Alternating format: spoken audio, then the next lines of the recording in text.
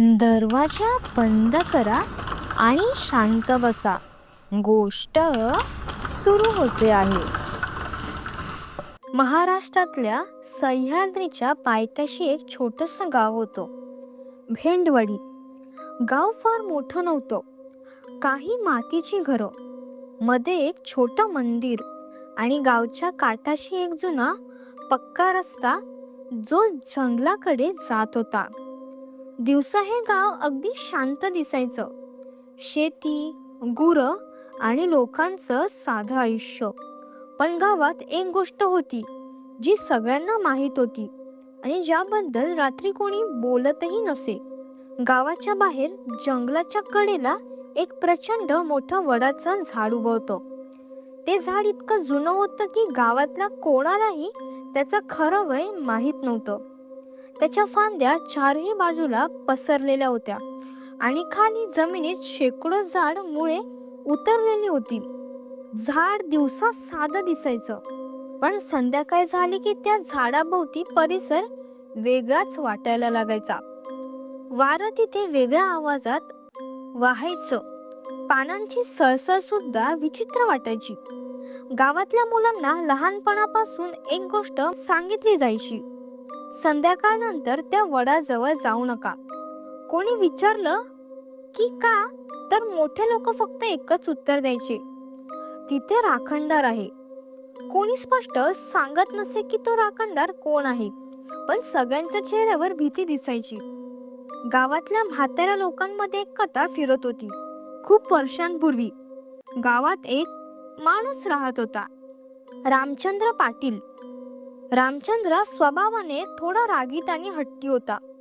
एकदा त्याच्या आयुष्यात खूप वाईट प्रसंग आला. शेती गेली, कर्ज वाढलं आणि घरात भांडणं सुरू झाली. एका रात्री तो गावातून बाहेर पडला. कोणी त्याला थांबवलं नाही, कारण त्यावेळी गावातल्या लोकांना वाटलं तो फक्त रागात चालला आहे. पण दुसऱ्या दिवशी सकाळी गावात बातमी पसरली, रामचंद्र पाटील गावाबाहेरच्या वडाच्या झाडाला लटकलेला सापडला. त्या दिवसानंतर ते झाड शापित झालं असं लोक म्हणू लागले. गावात एक नियम बनला, कोणीही त्या झाडाच्या फांदीला दोरी बांधायची नाही, कोणी तिथे उगाच उभं राहायचं नाही आणि रात्रीनंतर तिकडे जाण्याचा प्रश्नच नव्हता. ज्येष्ठ लोक म्हणायचे, ज्याने त्या झाडाला दोरी बांधली तो 1 वर्षाच्या आत मरतो. काही जणांना वाटायचं ही फक्त अफवा आहे, पण गावातल्या काही लोकांना शपथ घेऊन सांगितलं होतं, रात्री कधी कधी त्या झाडाखाली कोणीतरी उभं दिसतं, पूर्ण काळोखात, डोकं खाली घालून, जणू कोणी वाट पाहत आहे. अशाच काळात गावात एक माणूस आला. त्याचं नाव होतं भास्कर. भास्कर मूळचा शहरातला होता, पण त्याने गावात जमीन घेतली आणि शेती सुरू केली. गावातल्या लोकांना तो वेगळाच वाटायचा. तो हसमुख होता, पण भीतीवर विश्वास ठेवणारा नव्हता. एकदा चहाच्या टपरीवर बसलेल्या असताना गावातल्या एका म्हाताऱ्याने त्याला सांगितलं, भास्करा, त्या वडाजवळ रात्री जाऊ नकोस. भास्कर हसला, अहो काका, झाड म्हणजे झाड, त्यात भूत वगैरे नसतं. म्हातारा काही बोलला नाही. तो फक्त शांतपणे म्हणाला, दोरी बांधू नकोस, बस. ती रात्र. काही दिवसांनी गावात जत्रा झाली. सगळे लोक रात्री उशिरापर्यंत बाहेर होते. भास्कर ही मित्रांसोबत बसून गप्पा मारत होता. त्यात कोणीतरी पुन्हा त्या वडाच्या झाडाचा विषय काढला. सगळे गंभीर झाले, पण भास्कर पुन्हा हसू लागला. आजच जाऊ का त्या वडाच्या झाडाकडे, तो म्हणाला. कोणी उत्तर दिलं नाही. भास्कर उठला, मी आत्ताच जाऊन त्या झाडाला दोरी बांधून येतो. त्याच्या मित्रांनी त्याला थांबवण्याचा प्रयत्न केला, पण भास्कर हट्टी होता. तो घरातून एक जुनी जाड दोरी घेऊन निघाला आणि रात्रीच्या अंधारात तो एकटाच चालत चालत गावाबाहेरच्या त्या वडाच्या झाडाकडे गेला. त्या रात्री चंद्र नव्हता, आसपास फक्त काळोख होता आणि त्या काळोखात ते प्रचंड वडाचं झाड जणू एखाद्या सावलीसारखं उभं होतं. भास्कर झाडाखाली उभा राहिला. त्याने वर पाहिलं. फांद्या हलत होत्या. वारा नव्हता, तरीही त्या हलत होत्या. भास्कर थोडा क्षण थांबला, पण तो स्वतःवरच हसला. लोक किती वेड्या गोष्टी मांडतात. तो फांदीपर्यंत पोचला आणि त्या फांदीला ती दोरी घट्ट बांधली. त्या क्षणी झाडाच्या वर कुठेतरी एक हलका आवाज आला, जणू कोणी हळू श्वास घेत आहे. भास्करने वर पाहिलं, पण तिथे काहीच दिसलं नाही. तो हसत हसत परत गावाकडे निघाला. त्याला माहित नव्हतं, त्या क्षणापासून त्याचं आयुष्य हळूहळू संपायला सुरुवात झाली होती.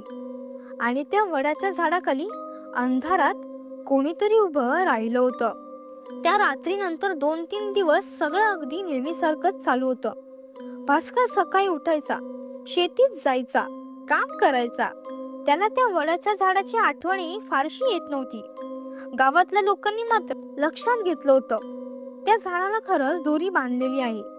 दुसऱ्या दिवशी सकाळी जेव्हा काही गुराखी मुलं तिकडून गेली, तेव्हा त्यांनी ती दोरी पाहिली. मुलं घाबरून गावात धावत आली.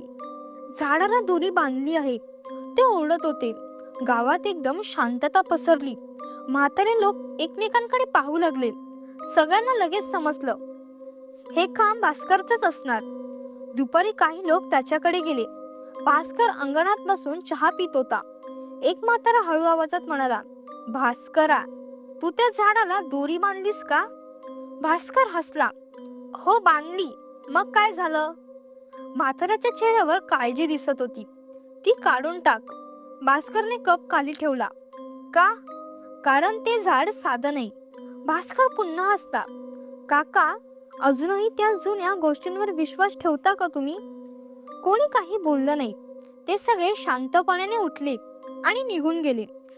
पण जाताना त्या म्हाताऱ्याने एकच वाक्य म्हटलं, जे सुरू झालंय ते आता थांबणार नाही. त्या रात्री भास्कर झोपायला गेला. बाहेर पूर्ण शांतता होती, पण दूर कुठेतरी वेगळाच विचित्र आवाज पसरत होता. रात्री साधारण 12 वाजले असावे. भास्करची अचानक झोप मोडली. का ते त्याला कळलं नाही. घरात सगळीकडे अंधार होता. तो उठून खिडकीजवळ गेला. त्याच्या घरातून गावाबाहेर रस्ता थोडा दिसायचा. भास्कर तसाच उभा राहिला आणि तेव्हा त्याच्या नजरेला रस्त्याच्या शेवटी काहीतरी हलताना दिसलं. सुरुवातीला त्याला वाटलं कोणीतरी माणूस चालत असेल, पण ती आकृती चालत नव्हती. ती फक्त उभी होती, दूर, अगदी दूर. भास्कर डोळे बारीक करून पाहू लागला. ती सावली वडाच्या झाडाखाली उभी होती. भास्कर थोडा वेळ बघत राहिला. त्याला वाटलं कोणीतरी गावातला माणूस असेल, पण काहीतरी विचित्र होतं. ती सावली हलत नव्हती, अगदी स्थिर, जणू कोणी मूर्ती उभी आहे. भास्करला थोडं अस्वस्थ वाटलं, पण त्याने स्वतःला समजावलं, कोणीतरी माणूस असेल. तो परत झोपायला गेला. दुसऱ्या दिवशी भास्कर पुन्हा कामावर गेला, पण त्याच्या डोक्यात ती सावली फिरत होती. रात्री पुन्हा तो जागा झाला. यावेळी तो थेट खिडकीकडे गेला. त्याने बाहेर पाहिलं आणि त्याचं हृदय क्षणभर थांबलं. तीच सावली पुन्हा तिथे उभी होती, वडाच्या झाडाखाली. यावेळी ती थोडी जवळ वाटत होती. भास्कर बराच वेळ तिला बघत राहिला. अचानक त्याच्या लक्षात आलं, ती आकृती डोकं खाली घालून उभी आहे, जणू तिची मान वाकलेली होती. भास्करच्या अंगावर शहारे आले, पण तरीही तो स्वतःला म्हणाला, काही नाही, फक्त एखादा माणूस असेल. तो पुन्हा झोपायला गेला. तिसऱ्या दिवशी भास्करला विचित्र वाटायला लागलं. संपूर्ण दिवस त्याचं लक्ष कामात नव्हतं. त्याच्या डोक्यात सतत एकच प्रश्न होता, तो माणूस कोण आहे? रात्र झाली. भास्कर झोपला, पण मध्यरात्री पुन्हा जाग आली. यावेळी त्याला खिडकीकडे जायची भीती वाटत होती. तरी तो हळूच उठला, खिडकी जवळ गेला आणि बाहेर पाहिलं. पुन्हा सावली तिथे उभी, पण आता ती खूपच जवळ दिसत होती, जणू ती रोज थोडी थोडी गावाच्या दिशेने येत होती. भास्करचा श्वास जड झाला. त्याने नीट पाहण्याचा प्रयत्न केला, पण अंधार खूप होता. फक्त एक गोष्ट स्पष्ट दिसत होती, त्या सावलीची मान अजूनही खाली झुकलेली होती, जणू कोणीतरी गळीला दुरी लागल्यासारखं उभा आहे. भास्कर पटकन खिडकीपासून मागे झाला. त्याच्या अंगावर थंड घाम आला होता. त्या रात्री त्याला पुन्हा झोप लागली नाही. चौथ्या रात्री भास्करने ठरवलं, आज तो खिडकीतून बघणार नाही. पण मध्यरात्री त्याला पुन्हा जाग आली. त्याला अचानक एक विचित्र गोष्ट ऐकू आली. बाहेर कुठेतरी दोरी हलल्याचा आवाज, जणू एखादी दोरी वाऱ्यात हलत आहे. भास्कर हळूहळू खिडकीकडे गेला. त्याने बाहेर पाहिलं आणि त्या क्षणी त्याच्या अंगातलं रक्त गोठलं. ती सावली आता गावाच्या रस्त्यावर उभी होती. वडाच्या झाडापासून खूप पुढे. आणि पहिल्यांदाच भास्करला स्पष्ट दिसलं. त्या माणसाच्या गळ्यात दोरी होती आणि त्याचं डोकं पूर्णपणे एका बाजूला वाकलेलं होतं. भास्करच्या तोंडात आवाजच निघाला नाही. तो स्तब्ध उभा राहिला आणि अचानक ती सावली हळूच हलली, जणू ती भास्करच्या घराकडे चालायला सुरुवात करत होती. त्या रात्री भास्कर खिडकीपाशी उभाच राहिला. त्याचे डोळे रस्त्यावर खिळले होते. ती सावली आता हळूहळू पुढे येत होती, पाय जमिनीवर घासत चालल्यासारखी. भास्करचा श्वास जोरात चालू लागला. त्याने स्वतःला समजावलं, हे असं असू शकत नाही. पण ती आकृती पुढे येतच राहिली आणि मग अचानक ती थांबली. भास्करच्या घरापासून फक्त काही अंतरावर. चंद्र ढगातून बाहेर आला आणि त्या क्षणी भास्करला पहिल्यांदाच तिचा चेहरा दिसला. त्याचे हृदय थरथरलं. तो मानवी चेहरा नव्हता. डोळे पूर्ण पांढरे, तोंड किंचित उघडलेलं आणि गळ्यात घट्ट अडकलेली जुनी दोरी, जणू तो माणूस असूनही लटकलेलाच आहे. भास्कर भीतीने मागे सरकला आणि तेवढ्यात ती सावली अचानक हळूच वर पाहू लागली आणि तिचे डोळे पांढरे थेट भास्करकडे वळले. भास्करच्या तोंडातून किंचाळी बाहेर पडली. तो पटकन खिडकीपासून दूर झाला. त्या रात्री तो पूर्ण वेळ घरात दिवा लावून बसला. पण सकाळ झाली तेव्हा बाहेर काहीच नव्हतं. रस्ता रिकामा होता, जणू काही घडलंच नव्हतं. पुढचे काही महिने भास्करचे आयुष्य बदललं. त्याला झोप लागत नव्हती. रात्री नेहमी त्याला त्या सावलीची आठवण यायची. कधी कधी तो खिडकीतून पाहायचा आणि प्रत्येक वेळी ती सावली थोडी जवळ दिसायची. कधी रस्त्यावर, कधी शेताच्या कडेला, कधी घराच्या मागच्या बाजूला. गावातल्या लोकांनीही लक्षात घेतलं, भास्कर बदलला आहे. तो शांत झाला होता. डोळ्यांखाली काही वर्तुळं पडली होती. एकदा तो त्या म्हाताऱ्याकडे गेला. हळू आवाजात विचारलं, काका, त्या झाडावर नेमकं काय आहे? म्हातारा बराच वेळ काही बोलला नाही. मग तो म्हणाला, तो रामचंद्र पाटील आहे. भास्करचा घसा कोरडा पडला. पण तो तर मेला ना? म्हाताऱ्याने शांतपणे म्हणाला, हो, पण त्याचा आत्मा त्या झाडाशी बांधला गेला. भास्करने घाबरून विचारलं, मग तो माझ्या मागे का लागला आहे? म्हातारा त्याच्याकडे पाहत म्हणाला, कारण तू त्याची जागा घेतली आहेस. भास्कर काही क्षण काहीच बोलू शकला नाही. म्हणजे? म्हातारा म्हणाला, त्या झाडाला दोरी बांधणारा माणूस शेवटी त्या झाडाचा नवा जाकंतर बनतो. शेवटचं वर्ष, दिवस गेले, महिने गेले. भास्करची अवस्था दिवसेंदिवस वाईट होत गेली. त्याला रात्री सतत पावलांचा आवाज ऐकू यायचे. कधी घराच्या बाहेर, कधी अंगणात, कधी अगदी दाराजवळ. कधी कधी त्याला असंही वाटायचं, कोणीतरी त्याच्या खांद्यामागे उभं आहे. पण मागे वळलं की कोणीच नसायचं. गावातल्या लोकांनी सांगितलं, दोरी काढून टाक. पण जेव्हा भास्कर त्या झाडाकडे गेला, त्याने पाहिलं, ती दोरी आता फांदीत इतकी खोल अडकली होती की ती काढणं शक्यच नव्हतं. आणि त्या क्षणी त्याला पुन्हा जाणवलं, झाडाखाली कोणीतरी उभं आहे. डोकं खाली घालून गळीला दोरी लटकलेली. भास्कर भीतीने मागे सरकला. त्याला समजलं, आता उशीर झाला आहे. 1 वर्ष पूर्ण व्हायला फक्त 1 दिवस बाकी होता. त्या रात्री गावात जोरदार वारा होता. आकाश काळं झालं होतं. भास्कर घरात बसला होता. त्याच्या डोळ्यात झोप नव्हती. मध्यरात्री अचानक त्याला एक आवाज ऐकू आला. जणू दोरी हलत होती. भास्कर हळूहळू खिडकीकडे गेला. त्याने बाहेर पाहिलं आणि त्याचा श्वास थांबला. ती सावली आता त्याच्या अंगणात उभी होती. पहिल्यांदाच ती इतकी जवळ आली होती. त्या सावलीने हळूहळू हात वर केला आणि वडाच्या झाडाच्या दिशेने बोट दाखवलं. भास्करला अचानक समजलं, तो काय सांगत आहे.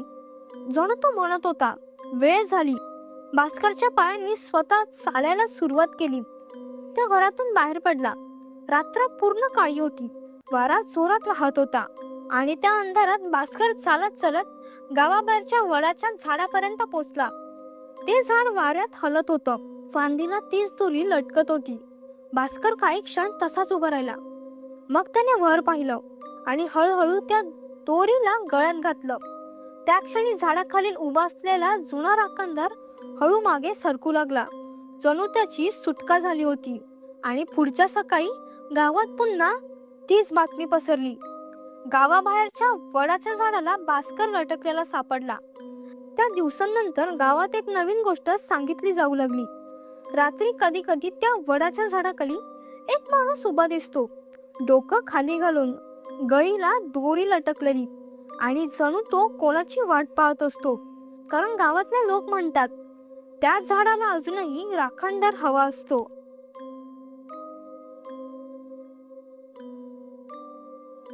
जर ही गोष्ट तुम्हाला आवडली असेल तर व्हिडिओला नक्की लाईक करा आणि अशाच भयानक गोष्टींसाठी माझ्या SG हॉरर स्टोरीजला सबस्क्राईब करा. पुढच्या रात्रीच्या थरारक प्रवासासाठी भेटूया. तोपर्यंत सावध रहा, कारण भीती सुरू झाली आहे.